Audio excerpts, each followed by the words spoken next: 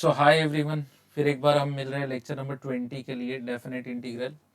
सो lecture number 19 में हमने क्या किया था, तो हमने जेई मेंस के पेपर सॉल्व किए थे।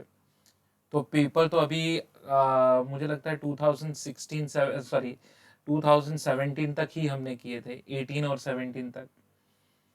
तो 18 भी मुझे लगता है थोड़ा सा बाकी रह गया था। अब कुछ बच्चे मुझे कह रहे थे कि सर जितना आपने पढ़ाया क्या हुआ, एडवांस के लिए भी सफिशिएंट है।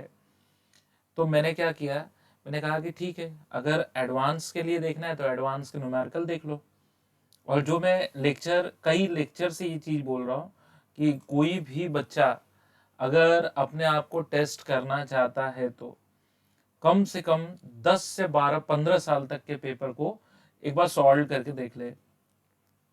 अगर वो 90% सॉल्व कर ले रहा है, इसका मतलब कि उस पर्टिकुलर टॉपिक में वो स्मार्ट हो चुका है। तो चलो टाइम वेस्ट नहीं करेंगे। तो मैंने क्या किया, रिवर्स ऑर्डर में एडवांस के पेपर ले लिए, ताकि मैं तुम लोगों को ये कॉन्फिडेंस दिला सकूं कि जितना मैंने पढ़ाया है क्या वो सफिशिएंट है या नहीं है। तो ये रहा क्वेश्चन। कुछ याद आया? बोलो मुझे, कुछ याद आया? अब शायद बच्चा बोलेगा हाँ सर ये तो वही मेंस लेवल का न्यूमेरिकल हो गया, और सर -A to A है। तो सर हमारी लाइन ऑफ थिंकिंग तो बहुत क्लियर है इस क्वेश्चन में। सो चलो इस क्वेश्चन के लिए देखते हैं कैसे हम प्रोसीड करेंगे। तो ये रहा आई 2/पाई। पूरा ना लिखते हुए मैं डायरेक्ट रूल लिख देता हूँ।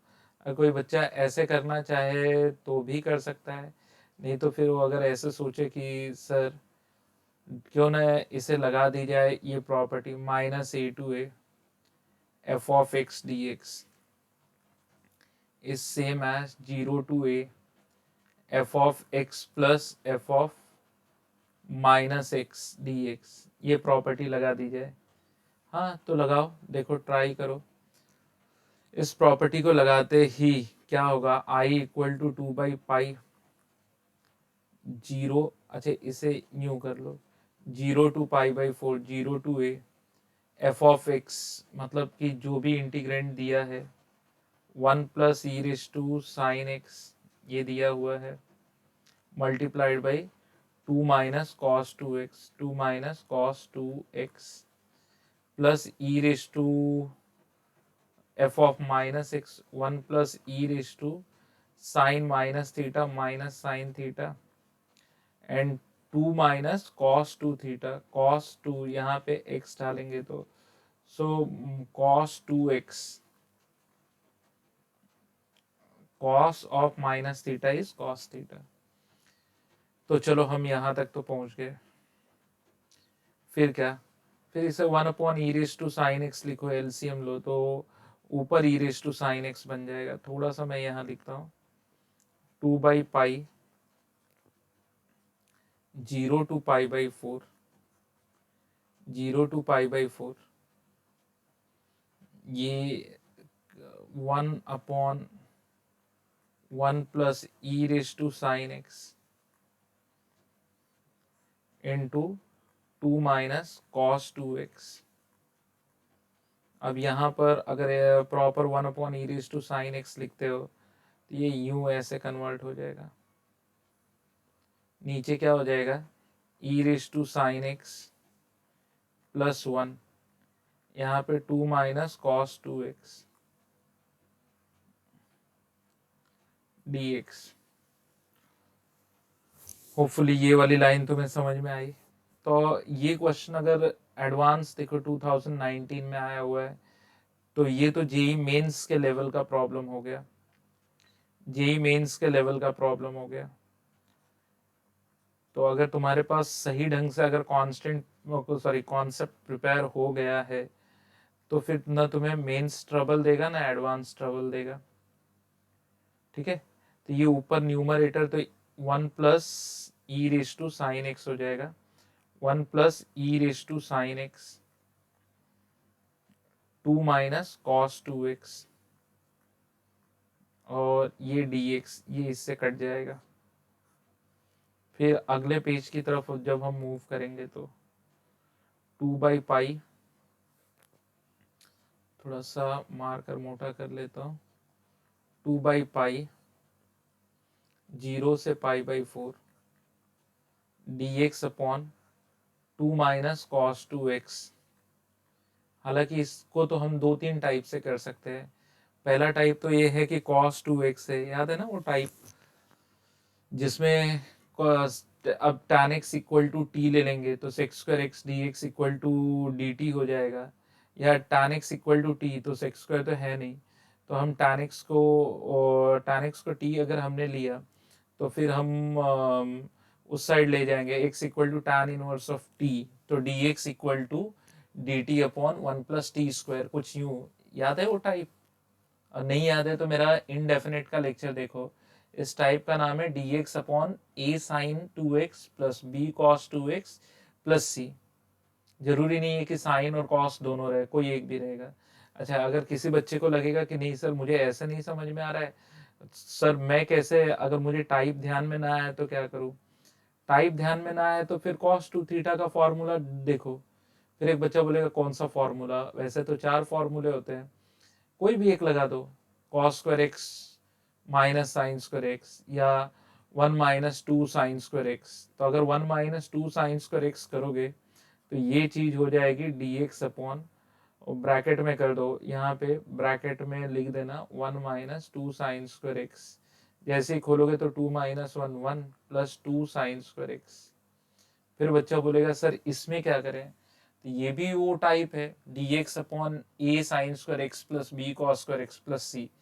टाइप तो याद करना पड़ेगा। अगर तुम्हें साइन स्क्वायर एक्स मिल जाए, आंख बंद करके कॉस स्क्वायर एक्स से डिवाइड कर दो। एक बच्चा बोलेगा कॉस स्क्वायर एक्स से डिवाइड किया तो सर मुझे क्या मिलेगा? ठीक है, अब ये डेफिनेट के इनडेफिनेट के ऊपर डिपेंड करता है। यहाँ सेक्स स्क्वायर हो जाएगा, ये तुम्हारा sex square x d x हो जाएगा। फिर ये तुम्हारा 2 tan स्क्वायर एक्स हो जाएगा, ये सेक्स स्क्वायर एक्स हो जाएगा। ठीक है, जो tan स्क्वायर एक्स प्लस 1 हो जाएगा, तो 3 tan स्क्वायर एक्स प्लस 1 हो जाएगा। 3 tan स्क्वायर एक्स प्लस 1, दिमाग लगा लो। अब सब्स्टिट्यूशन कर दो। tan x अगर तुम t लेते हो, tan x की जगह पे तुम t लेते हो तो क्या आएगा? ये हो जाएगा 3t² प्लस 1, ये हो जाएगा dt। tan 0 is 0, tan π/4 is 1, और 2/पाई 3 कॉमन लेते हो तो भी ठीक है, नहीं तो 2/पाई 0 to 1 dt अपॉन √3t का होल स्क्वायर प्लस 1। फिर इसका आंसर क्या हो जाएगा? तो इसका आंसर कुछ ऐसे हो जाएगा, i इक्वल टू 2/पाई, फिर ये हो जाएगा tan inverse of √3t divided by 1, 0 to 1, और यहाँ पे कोएफिशिएंट आ जाएगा 1/√3। 1 डालेंगे तो 2/पाई इंटू 1/√3 इंटू π/3, कुछ यूं आ रहा है। जीरो डाल नहीं सकते, जीरो डालेंगे तो फिर जीरो हो जाएगा। 1 डालेंगे तो √3, तो फिर इसका आंसर मुझे जो आ रहा है वो आ रहा है 2/3√3। 2/3√3। पहले एक बार मैं इसे देख लेता हूँ, कहीं कुछ गड़बड़ तो नहीं हुई है। Sex square x divided by cos square, तो सेक्स स्क्वायर एक्स हो जाएगा। लिमिट क्या था? 0 to π/4। प्रीवियस जाते हैं 0 to π/4। ओके, ठीक है। हाँ, तो अब सारी चीज़ें तो ऑलमोस्ट आ चुकी हैं यहाँ तक। अब क्वेश्चन पूछ रहा है कि 27i² क्या होगा। देखते हैं 27i²। तो यहाँ से अगर मैं i² निकालूँ तो क्या होगा? तो 4/27, 27i² इक्वल टू 4, तो ये आंसर 4 आएगा। एक्चुअली ये इंटीजर टाइप का क्वेश्चन था, तो मुझे जब ये आंसर आया तो मुझे लगा भी कि कहीं मैं गलत तो नहीं हो गया। फिर देखा तो अरे नहीं, क्वेश्चन तो पूछा था 27 i² क्या होगा, इंटीजर टाइप था। हाँ, अब मेरा ये आंसर राइट है। ये क्वेश्चन तो अगर बच्चे को याद होगा, तुम्हें याद होगा, तो ये मैंने लेक्चर नंबर 16 अगर मैं करवाया था, सेम क्वेश्चन करवाया था। Limit n tends to infinity, जैसे मैं देखता हूँ मुझे फटाक से वो मेथड याद आ जाता है, कौन सा वाला, sum of the limit method. अब इसमें क्या होगा कि मैं इसे लिखूंगा limit n tends to infinity, ये हो गया summation of r equal to 1 to n cube root of r upon n raise to 7/3 summation of r equal to 1 to n 1 upon an plus are का whole square, an plus are का whole square equal to 54। ठीक है, अब क्या करें, एक एक को निपटाते हैं। तो r cube root of r मतलब हो गया, इसे मैं यूं लिख देता, क्यूब रूट ऑफ आर का मतलब हो गया r raise to 1/3, r raise to 1/3। निपटा देते हैं चलो। जैसे इसको निपटाना है तो रूल है ना कि every r by n is replaced as x, तो ये तो आर बाई एन हो गया, into any one n by n is d x. तो हमने in short n raise to 1/3 into n raise to 1, यानी कि n raise to law of indices लगा के 4/3 न्यूट्रलाइज करने के लिए ये कर दिया 4/3। अब ये कट जाएगा ऊपर नीचे। फिर अब हमने क्या किया, इससे लेते हैं डिवाइडेड बाई एन स्क्वायर कर दिया और डिवाइडेड बाई एन स्क्वायर कर दिया। ठीक है, डिवाइडेड बाई एन स्क्वायर कर दिया, ऊपर नीचे डिवाइड हो गया, तो ये अंदर जाएगा। चलो इतना कैलकुलेट करते हैं। तो अब ये वाला पार्ट, ये 1 है तो बन जाएगा 0 to coefficient of n is 1, ये x रेज टू 1/3 dx बन जाएगा। ये डिवाइड में लेके जाते हैं, ये 1/n बाहर निकाले थे, देखो ये कैलकुलेशन दे रहा है, ये दे रहा है n raise to 3/3 into 1/n into limit n tends to infinity, n tends to infinity, और ये बन जाएगा 0 टू 1। ठीक है, ये 1/n² है ना, तो इसकी एनालिसिस में तुम्हें ऐसे बता देता हूँ, ये 1/n² को मैंने ऐसे कर लिया, 1/n इंटू कर लेते हैं 1/n इंटू 1/n कर लिया, जिससे एक 1/n को मैं बाहर निकाल दिया और एक को मैं बना दूंगा dx, और ये वाला पार्ट का होल स्क्वायर और ब्रैकेट में जाएगा तो n से यहाँ डिवाइड करेगा। जिन बच्चों को समझना वो यहाँ समझ लो, ऐसे हो रहा है an प्लस आर का whole square upon n square become an plus r upon n। तो अब तो समझ ही गए होगे, a प्लस एक्स का होल स्क्वायर हो गया, and that is what equal to 54। ठीक है, तो अब ये तो कट गया इससे, तो अब तो ये खत्म हो गया, लिमिट विमिट सब खत्म हो गया। तो ये देगा x raise to 1/3 plus 1 x raise to 4/3 upon 4/3 under the limit of 0 to 1। ये तुम्हें देगा रेज टू -2, तो a plus x raise to -1 upon -1, तो -1 तो बाहर कर दो, 1 upon a plus x, limit from 0 to 1 हो जाएगा इक्वल टू 54। चलो लिमिट 1 डालेंगे तो कोई फर्क नहीं पड़ने वाला, तो 3/4 ऊपर से आएगा, 1 माइनस 0 करके कुछ मतलब नहीं है। यहाँ पर थोड़ा सा फर्क पड़ेगा, 1 डालेंगे तो 1 प्लस a प्लस 1 होगा, माइनस 0 डालेंगे तो 1 अपॉन a होगा, नेगेटिव ले लेंगे तो 1 upon a minus 1 upon a plus 1, कुछ ऐसे हो रहा है, इक्वल टू 54। 3 से काटा तो 3 18 जा, फिर ये 4 मल्टीप्लाई हो जाएगा 72। तो अगले पेज पे जाते हैं, हमें आ रहा है 72 equal to 1/a+1 minus a divided by a into a+1, जो तुम्हें दे रहा है 72 equal to a² plus a² plus a minus 72 equal to 0।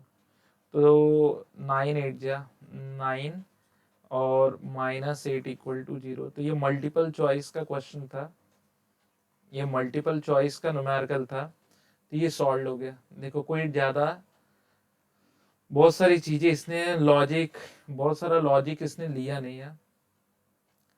देखो कुछ नहीं था इस क्वेश्चन में, ना 8 भी था, -9 भी था। तो नेक्स्ट पेज पे -9 और 8 ये हमने कर लिया। अगले क्वेश्चन की तरफ जाते हैं। अच्छा, ये देख के तो बच्चे को तुरंत लालच आएगा, अरे सर ये तो किया है हमने। मैं बोलूँगा कहाँ किया है, अरे सर ये तो वही वाला है ना, किंग प्रॉपर्टी। किंग प्रॉपर्टी से पहले ये क्वेश्चन 0 to π/2 था। 0 to π/2 3 into, it's 3 into square root of cos theta d theta upon under root of sine theta plus under root of cos theta whole raise to 5। और property के बाद यही चीज हो जाएगी 0 to π/2 3 into square root of sine theta d theta upon ये हो जाएगा square root of cos theta plus sine theta whole raise to 5। अगर आप इन दोनों को ऐड करते हो 1 and 2, तो दिस बिकम 2i, 3 बाहर ले लो, 0 to π/2 because have the common denominator. तो हम ऐसे लिख देते हैं root of sine theta plus root of cos theta whole raise to 5, और ऊपर root of sine theta plus root of cos theta raise to 1 d theta. तो ये कट के ये प्रॉब्लम मेरे पास यहाँ तक तो आ गया, 3 0 to π/2 d theta upon square root of sine theta plus square root of cos theta raise to 4।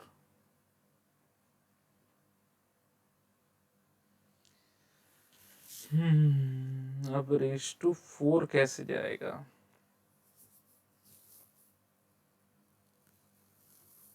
यहाँ दिक्कत आ रही है, रेज टू 4 कैसे जाएगा? अगर रेज टू 4 में खोलू भी तो कुछ लंबा चौड़ा हो जाएगा। साइन कॉस है, टैन बन जाए तो भी काम चल जाएगा। टैन, टैन का derivative sec square, tan, tan का डेरिवेटिव सेक स्क्वायर। लेकिन टैन कैसे बनाएंगे? टैन बनाने के लिए, अच्छा तुम कहोगे कि सर आपने ये प्रॉब्लम पहले देखा है। हाँ, ये तो फैक्ट है कि ये प्रॉब्लम मैंने सिखाया तो है। रिपीटर्स बैच को जब मैं सिखा रहा था तो ये प्रॉब्लम मैंने सिखाया बच्चों को। लेकिन जब मैं सिखा रहा था तब भी देखो, जब भी मैं साइन कॉस देखता हूँ ना तो मेरे दिमाग में एक घंटी बजती है। टैन के बारे में मैं जरूर सोचता हूँ। मैं सोचता हूँ कि एक बार इसको टैन में अगर चेंज कर दिया जाए ना, पीछे चलते हैं, टैन में चेंज करने के लिए मुझे इसको कॉस स्क्वायर थीटा से डिवाइड करना पड़ेगा। तो यहाँ पर भी मैं कॉस स्क्वायर थीटा से डिवाइड करूँगा, कॉस स्क्वायर थीटा से डिवाइड करूँगा। तो ये तो 0 to π/2 हो जाएगा, ठीक है। फिर ये sec square theta d theta हो जाएगा, और ये जो टर्म है स्क्वायर है, पावर 4 लिखना है तो कैसे मैं लिखूं? 4 मतलब स्क्वायर वाला टर्म है, पावर 4 लिखना मतलब या मेरे दिमाग में ऐसे भी चल रहा है, क्यों ना रूट कॉस थीटा कॉमन ले लिया जाए, तो ऑटोमेटिक तो ये मतलब इसमें इतना कंफ्यूजन पालने से ज़्यादा अच्छा है, ये लाइन थोड़ा सा ट्रबल दे रही है, ये लाइन जो है बच्चों को ट्रबल दे देगी। मैं सोच रहा हूँ इस लाइन को ट्रबल लेने से ज़्यादा अच्छा है, हालांकि वह सेम ही चीज़ मैं लिखने जा रहा हूँ, उसको भी मैं वैसे ही बता रहा था, लेकिन मेरे दिमाग में ऐसे चला जब डिवाइड किया तो ये तो कटेगा d theta upon root sine theta plus root cos theta whole raise to 5, sorry whole raise to 4। फिर अगर मैं कॉमन ले लूँ 3/0 to π/2, अगर मैं root cos theta raise to 4 common लूँ तो फिर तो वो टर्म कुछ और नहीं है, कॉस थीटा रेज टू 4 का power half, cos square theta हो जाएगा, और कॉस स्क्वायर थीटा नीचे रहेगा तो सेक्स स्क्वायर थीटा हो जाएगा। तो होपफुली मैंने कैसे किया, आप लोग थोड़ा लॉजिक लगा लो, सर ने क्या सोचा और कैसे किया। सर ने रूट कॉस थीटा कॉमन लिया, जो पावर 4 उसका रूट कॉस थीटा का पावर 4 कॉमन लेना मतलब उसको बाहर निकालो, उसका पावर 4 मतलब कॉस स्क्वायर थीटा, उसी को बाई कॉस स्क्वायर थीटा था वो लिखा, एंड कॉमन लेना मतलब divided by root cos theta अंदर ब्रैकेट के, तो ये टैन थीटा हो जाएगा प्लस 1/4। अब मैं आ गया हूँ यहाँ तक। अब कैसे लाइन ऑफ थिंकिंग बिठाई जाए, चलो टैन तो हमने बना दिया, टैन थीटा को अगर टी लेता हूँ तो फिर लीनियर वाला तो लगेगा ही नहीं फंडा, और रूट टैन थीटा को अगर टी लेता हूँ तो शायद बन जाए कुछ बात। अगर सब्स्टिट्यूशन में करता हूँ, वैसे पहले देख लो कि टैन थीटा पुट करने जा 0 से π/2 में, π/2 पे डिसकॉन्टिन्यूअस है, बट वो तो एंड पॉइंट है ना भाई। तो मैंने सोचा कि क्यों ना रूट टैन थीटा को टी मान लिया जाए। अगर मैं इसको टी मानता हूँ तो इसका मतलब tan theta equal to t square, इसका मतलब कि sec square theta d theta equal to 2t dt।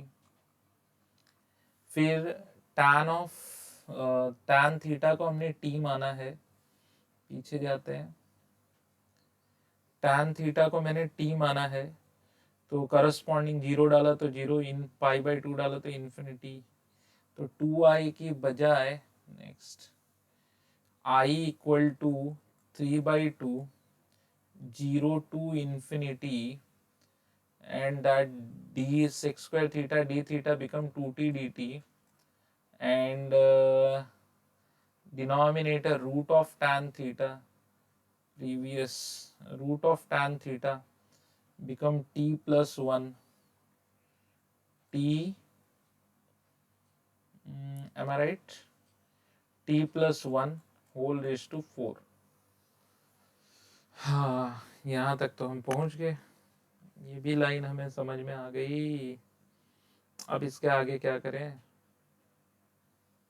इसके आगे ऐसा भी कर सकते हैं कि +2 और -2 कर देते हैं, +2 करेंगे तो शायद ये निकल जाएगा। अच्छा, ऊपर इन्फिनिटी आ रहा है, इम्प्रॉपर है, तो लिमिट लगा दो, लिमिट 8 इसे हम ऐसे कर लेते हैं, थोड़ा सा एक लाइन और हमें जाना है, इसे हमने कर लिया equal to limit 8 to infinity 3/2 0 to a, ये कर लिया 2t plus 2 minus 2 t plus 1 raised to 4 and dt। तो फिर आंसर क्या आ जाएगा, 3/2 बाहर रखो, लिमिट 8 टू इन्फिनिटी, 2 कॉमन ले लो, t plus 1 का पावर 4 निकालो तो 0 to a,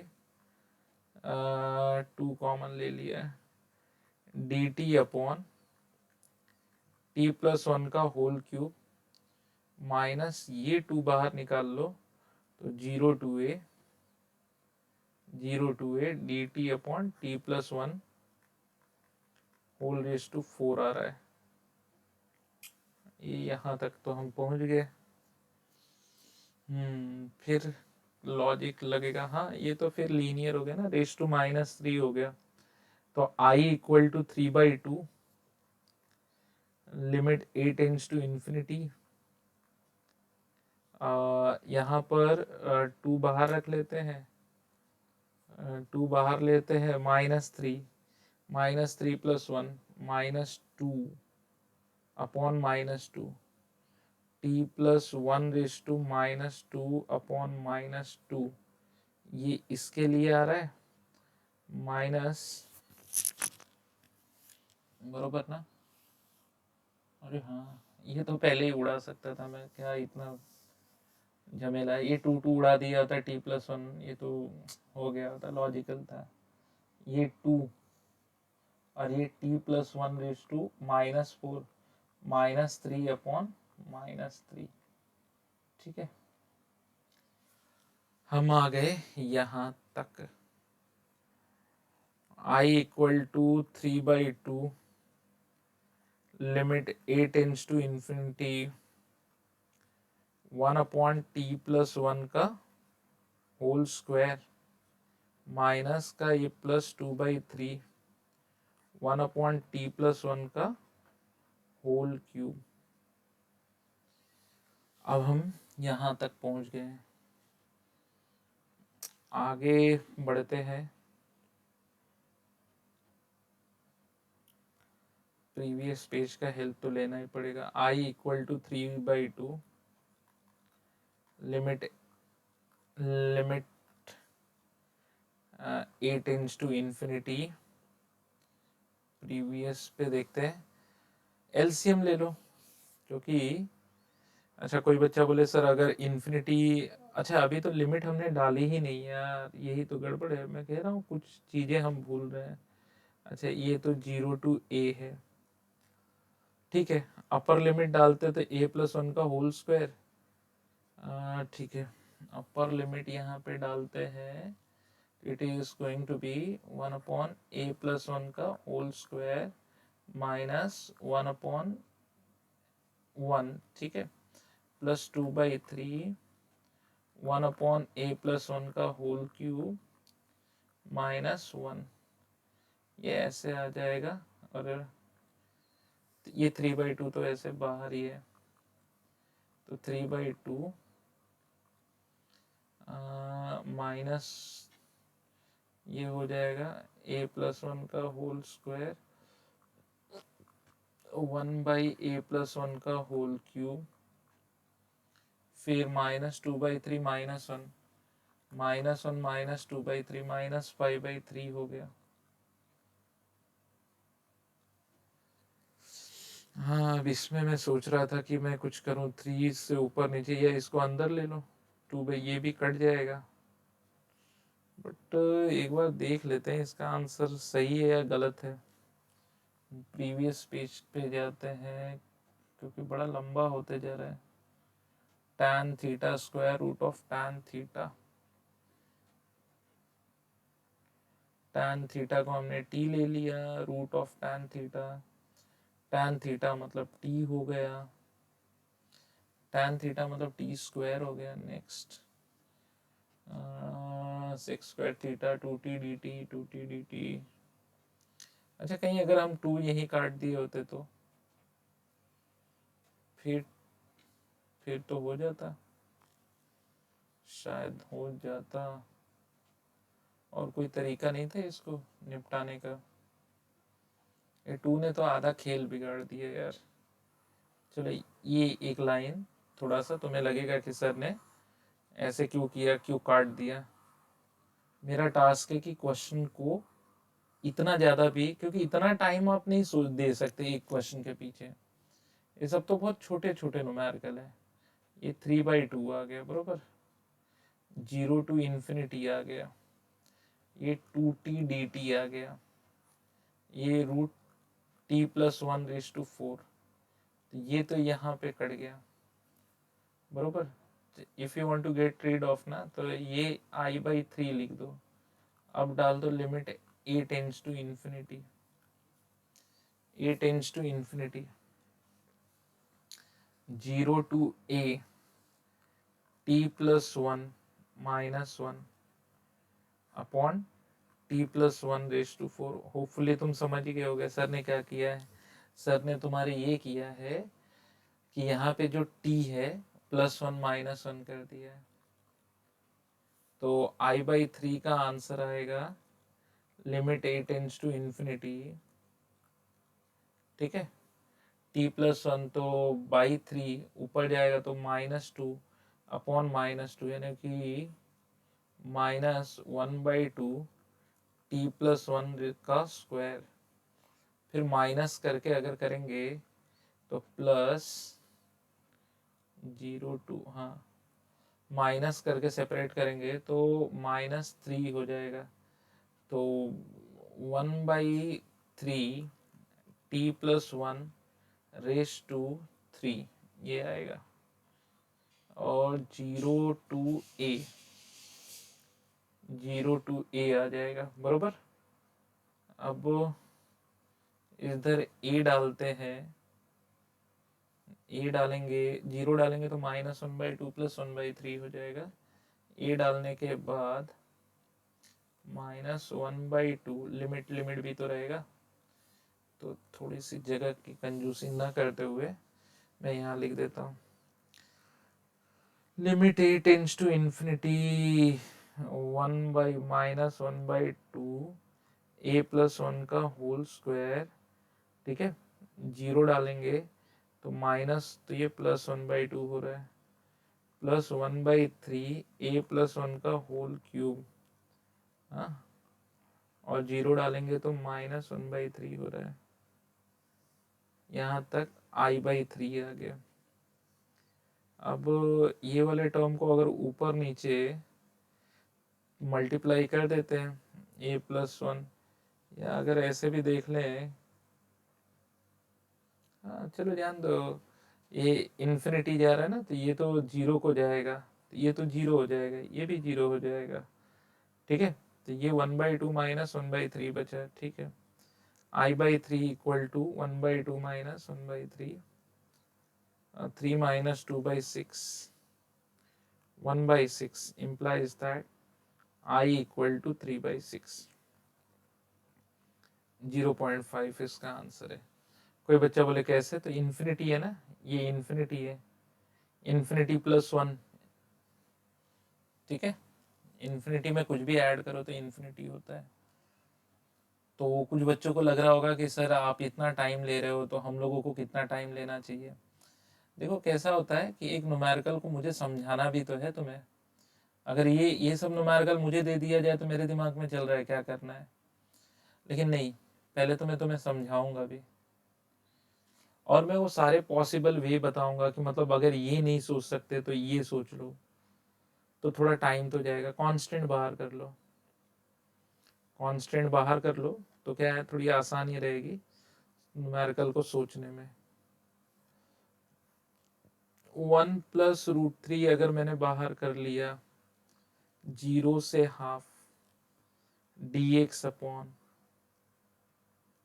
1 plus x square 1 minus x raise to 6 raise to 1/4। अच्छा, अब ये सब जो प्रॉब्लम्स है ना, ये सब प्रॉब्लम करते वक्त ऐसा नहीं है कि मैं पहले से प्री प्लान्ड होता हूँ कि नहीं यार ये प्रॉब्लम है, इसका ये आंसर होगा, ऐसा नहीं होता है मोस्टली। हाँ ये तो बात सच है कि ये सब प्रॉब्लम मेरे देखे गए प्रॉब्लम है। 100 में से 90 प्रॉब्लम मैंने या तो क्लास में पढ़ा है या तो उसको देख रखा है पहले। लेकिन ऐसा नहीं कि रिसेंट आज ही देखा है, वैसी कोई बात नहीं, आज ये लेक्चर प्रिपेयर किया आज देख लिया, ऐसा नहीं है। मैं जब भी क्वेश्चन कॉपी करता हूँ, क्वेश्चन बनाता हूँ, तो उसमें ये नहीं क्वेश्चन और उसका सोल्यूशन देखता हूँ, नहीं, मेरे पास क्वेश्चन की अलग बुक है। तो जो बच्चे मुझे जानते हैं वो जानते हैं कि मेरे पास एक अच्छा खासा क्वेश्चन बैंक है, तो मैंने ये ले लिया। लेकिन अब मैं तुम्हें वो पॉसिबल तरीका सिखाता हूँ जिससे तुम इसको सोच सकते हो। फिर अच्छा, ये सबसे पहले थोड़ी सी ये करेक्शन कर लें, स्क्वायर यहाँ पे तो मेरा टारगेट होता है कि मैं अभी जो हूँ अभी एक स्टूडेंट की तरह सोच रहा हूँ। एक बच्चे को ये आ गया, अब बच्चा क्या सोचेगा, अगर यही कहीं पावर 4 होता ये, तो फिर ये निकल गया होता 1/4। यहाँ पर 4 होता तो निकल गया होता। लेकिन मेरे दिमाग में एक चीज चल रही है, ये 6 मतलब 4 और 2, अगर 2 पावर इसको दे दिया जाए, ऐसे मैं कह रहा था 1+x² into 1-x² into 1-x⁴, ऐसे मैं कह रहा था। तो ये दो टर्म तो ऐसे हो जाएंगे 1+x इंटू 1-x², 1-x⁴, और ये आ जाएगा 1-x² 1-x⁴, ऐसे आ जाएगा।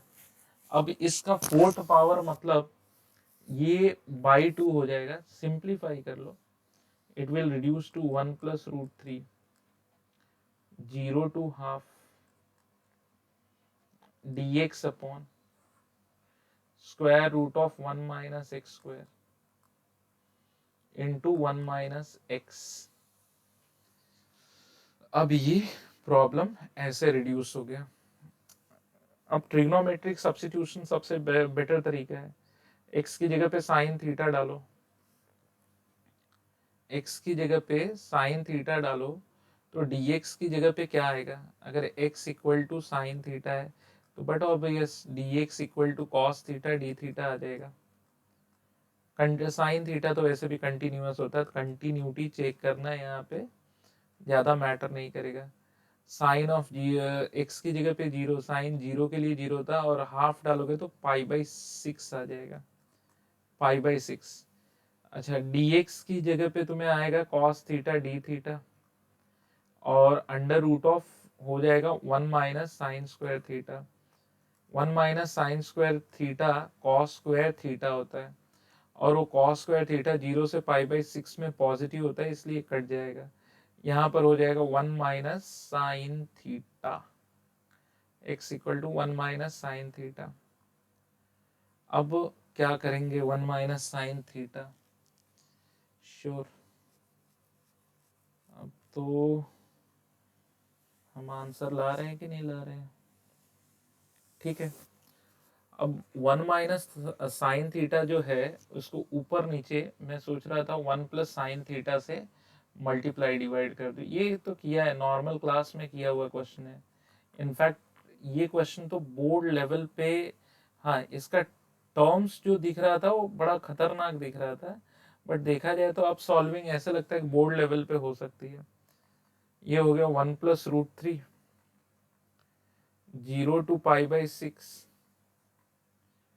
और 1+sin थीटा, नीचे हो गया cos² theta d theta, 1+√3 0 to π/6, 1+cos² theta जो sec² थीटा हो जाएगा, जिसे मैं ऐसे लिख दूंगा sec² थीटा, और साइन बाई कॉस जो tan थीटा sec थीटा हो जाएगा, plus sec theta tan theta, sec theta tan theta, और साइड में आएगा डी थीटा। अब तो कुछ लग रहा है कि हो सकता है।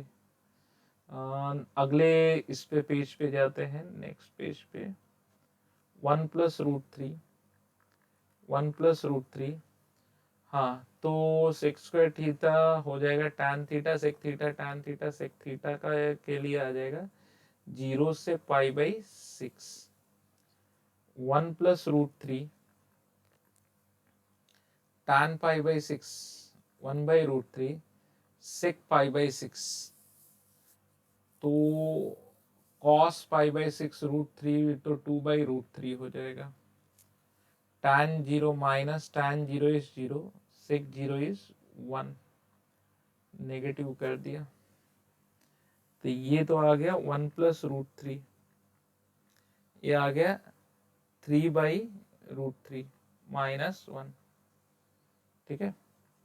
ये आ गया 1+√3, ये आ गया 3-√3/√3, ये आ जाएगा 1+√3 मुझे लगता है if I am going to take √3 common, तो चलो √3 कॉमन ले लेते हैं, तो ये हो जाएगा √3 माइनस 1, √3 माइनस 1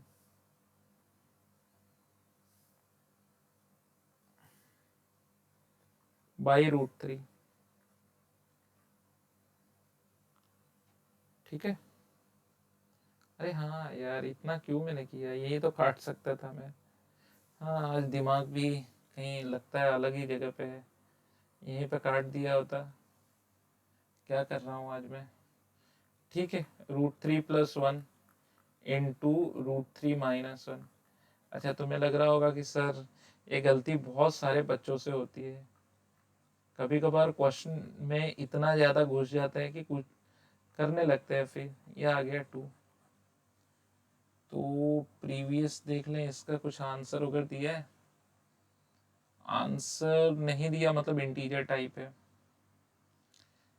नहीं तो ऑप्शन में लिखता हूँ, मोस्टली ऑप्शन लिख देता हूँ मैं। तो देखो, कहीं ऐसा तो नहीं था कि किसी बच्चे को डाउट आना चाहिए। 1+x², हाँ बरोबर है, सारी चीज़ें तो है। एडवांस 2018 में आया था, तो मैंने जितना भी कॉन्सेप्ट पढ़ा है that is more than sufficient for each positive integer n if y n ये है लिमिट। अच्छा, याद आया। अगर मैं इस क्वेश्चन को ऐसे लिख दूं, limit n tends to infinity then y n 1/n, और अगर तुम्हें मेरा लेक्चर नंबर 16 याद होगा तो फिर तुम्हें वो वाली दिक्कत नहीं होगी कि सर कैसे करें। तुम आराम से बोल सकते हो कि सर मुझे इसकी वर्किंग आती है। इनटू देखा, limit n tends to infinity देखा, इनटू मतलब लॉग लेना पड़ेगा, इन्फिनिटी मतलब समय वो sum of the limit method है। लेकिन ऐसे क्वेश्चन में मैंने क्या एक चीज बताई थी, तुम याद करो। मैंने कहा था कि लॉग लेने से पहले r/n क्रिएट कर लेना। मतलब एक बच्चा बोलेगा इसका मतलब क्या बोल रहे हो सर। इसका मतलब ये कह रहा हूँ कि कोशिश करो कि ऐसे कुछ आ जाए कि मतलब 1+1/n, 1+2/n। एक बच्चा बोलेगा वो कैसे आएगा। तो अभी अगर ये टर्म को मैं ऐसे लिखूं, रेस टू 1/n का पावर n, या वाइस वर्सा। कोई बच्चा बोलेगा नहीं समझा सर, क्या किया, नहीं समझा। मैं कह रहा हूं इस टर्म को मैं ऐसे लिख दूं, इसका पावर n का पावर 1/n, 1/n। फिर तो बच्चा बोलेगा हाँ, तो उससे क्या होगा। उससे ये होगा कि इसका भी पावर, वो नहीं पड़े हो, a⁻m इंटू b⁻m क्या होता है, a/b⁻m। तो फिर अगले स्टेप में ये अंदर जाएगा, i equal to limit n tends to infinity, और ये हो जाएगा n+1, n+2 dot dot dot n+n whole raise to 1/n, और यहाँ पर आ जाएगा 1/n whole raise to n, मतलब यूं कह लो 1/n, 1/n मतलब n होता है, n/n आ जाएगा। मतलब कि इसका मल्टीप्लाई n टाइम्स, तो सबको एक एक n डिस्ट्रीब्यूट कर दो, limit n tends to infinity, ये ऐसे हो जाएगा। एक n इसको दिया ब्रैकेट में, तो n 1+1/n, 1+1/n, और फिर यहाँ पर हो जाएगा 1+2/n ऐसे करके, और यहाँ पे n/n 1+n/n यूं हो जाएगा, रेस टू 1/n। एक बच्चा बोलेगा कैसे। ये देखो, ये n है ना, इसको मैंने लिखा n, एक n इसको दे दिया, n into n into n into n into n into n n times, और अब ब्रैकेट में वो नहीं होता है। अब जैसे तुमने लिख दिया कि n+1/n, तो फिर n/n प्लस 1/n, ये ऐसे हो जाएगा। हाँ, अब एक बच्चा बोलेगा सर अब लॉग ले, हाँ बिल्कुल लॉग ले लो, लॉग आई। और तुम्हें डायरेक्ट लिखना सिखाता हूँ अब, limit n tends to infinity, ये 1/n नीचे आ जाएगा। अब ये बन जाएगा log of this into this into this into, so log this plus log this plus log, तो summation of log of 1 plus r by n, where r is from 1 to n, this what we are getting, log I। अच्छा, इसका answer l दिया है ना। Next, तो अब हम क्या करेंगे, इसमें log I आ रहा है 0 to 1, it's a log of 1 plus x into dx। तो ये तो दसों बार मैंने कराया है, अब इसमें तो सवाल ही नहीं उठना चाहिए कि सर ये कैसे होगा। ये कैसे होगा, सीधी सी बात है, इंटू 1 करो, v बनाओ, v फंक्शन इंटू 1 करके बनाया जाता है। u is log 1 plus x and v is 1, and लगा दो by parts, log I equal to u log 1 plus x into v, integral of v, मतलब तो 1 का तो x आ जाएगा 0 to 1 माइनस 0 to 1, फिर वही आ जाएगा integral of v, derivative of this 1 plus x dx, फिर वही प्लस 1 माइनस 1 करो, log I इक्वल टू 1 डालोगे तो log 2 हो जाएगा, 0 डाल के कोई मतलब नहीं है, 0 to 1। अब इसे अगर ऐसे कर तो x plus 1 minus x divided by 1 plus x, तो कर लो, फिर ये तुम्हें आंसर देगा log 2 माइनस, एक जगह पे आएगा x, ठीक है, 0 to 1 प्लस दूसरी जगह पे एक minute x plus 1 minus x, गलती से लिख दिया माइनस 1, ये प्लस 1 सॉरी माइनस 1 हो जाएगा, माइनस 1 हो जाएगा।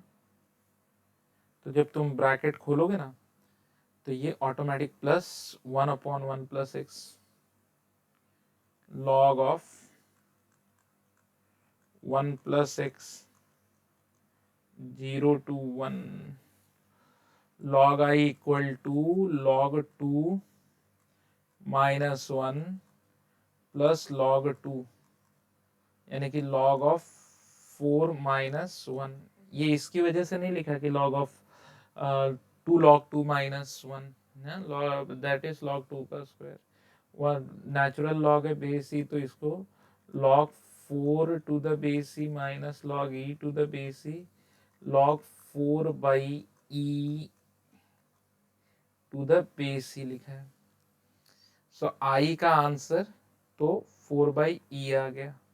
अब देखो क्वेश्चन क्या कहता है, ये तो मैंने इंटीग्रेशन का निकाला प्रीवियस पेज, तो ये जो आई आया है, आई किसका आंसर है, ये इसका आंसर है, लेकिन इसका आई की बजाय हमें लेटर एल यूज करना था, मतलब आई इक्वल टू एल, चलो इक्वल टू हमने निकाल लिया एल, एल। अब वो कहता है कि therefore greatest integer of L, तो 4 बाई ई। अब जो ई होता है वो तो होता है 2.732 के आसपास, तो इसका डबल जो है वो तो समथिंग 5 के आसपास आना चाहिए, मतलब 5 के ऊपर ही जाना चाहिए। हाँ, सो 5 के ऊपर जाएगा, इसका मतलब कि ये जो रेशियो है ये 1 पॉइंट समथिंग के करीब आएगा, तो 1 पॉइंट समथिंग के करीब आएगा, 1 point something something something something something, तो इसलिए इसका ग्रेटेस्ट इंटीजर वैल्यू कितना हो जाएगा 1, तो राइट आंसर है 1। अब मुझे बताओ कि ये जो 5 न्यूमेरिकल किए क्या तुम्हें टफ लगे, किसी भी एंगल से टफ लगे? कोई बच्चा ये कह सकता है कि नहीं सर ऐसा न्यूमेरिकल आया था जिसका तो हम बेसिकली सोच भी नहीं सकते, या सर देखो ना 2018 का या अच्छा ये 2 बता रहा है सेकंड पेपर का न्यूमेरिकल, 2 पेपर होता है ना एक दिन में, तो देखो आप कहीं पर भी देखो ऐसा एक भी न्यूमेरिकल नहीं आया था। अब देखो इसका डेटा गंदा है, इसका डेटा देखोगे इनिशियली, हाँ मुझे समझ में आता है कि बच्चों को नहीं समझेगा, ये सब देख के बच्चे डरते हैं, बट एग्जैक्टली इसकी वर्किंग वही है जो बोर्ड लेवल पे की जाती है। ठीक है, बोर्ड लेवल पे या नॉर्मल सीईटी लेवल पे या जेई मेंस लेवल पे की जाती है। ऐसा किसी भी क्वेश्चन में नहीं था कि ये बहुत तुर्रम खान। अब यहाँ पे बेसिक थिंकिंग चाहिए थी कि हम क्या कर सकते हैं। अच्छा कोई बच्चा बोले सर इसको क्वेश्चन को हम लर्न कर ले क्या? नहीं यार, क्वेश्चन बदल बदल के आते हैं। आप सिर्फ कुछ कुछ चीजें याद रखो। अब देखो ये क्वेश्चन तो मैं 2 3 4 बार पढ़ा चुका हूँ, तो आप देख लो कि ये सारे क्वेश्चन कितने इजी है। ठीक है, और कहीं पर भी कोई ऐसा क्वेश्चन नहीं है जो बच्चों को ट्रबल दे। ये क्वेश्चन में क्या था, ये क्वेश्चन में कुछ नहीं था, नॉर्मल। इनफैक्ट ये मैं बोलूँ कि अगर आप किसी स्टेट में रह रहे हो तो आपके स्टेट का जो कॉमन एंट्रेंस टेस्ट होगा ये उसका न्यूमेरिकल है। मैंने तो ये सेम न्यूमेरिकल वेस्ट बंगाल के जेई में देखा था कुछ साल पहले, वेस्ट बंगाल जेडब्ल्यू। ठीक है, तो फिर अगले लेक्चर के में फिर जेई एडवांस के कुछ क्वेश्चंस के साथ मिलते हैं। Till then thank you very much. ठीक है, अगला लेक्चर नंबर 21 होगा, उसमें भी जेई एडवांस के न्यूमेरिकल करेंगे और फिर JEE Mains and advance combined करेंगे, ताकि तुम्हें ये मैं बता सकूं कि कोई ज़्यादा फर्क नहीं है। ठीक है, till then thank you very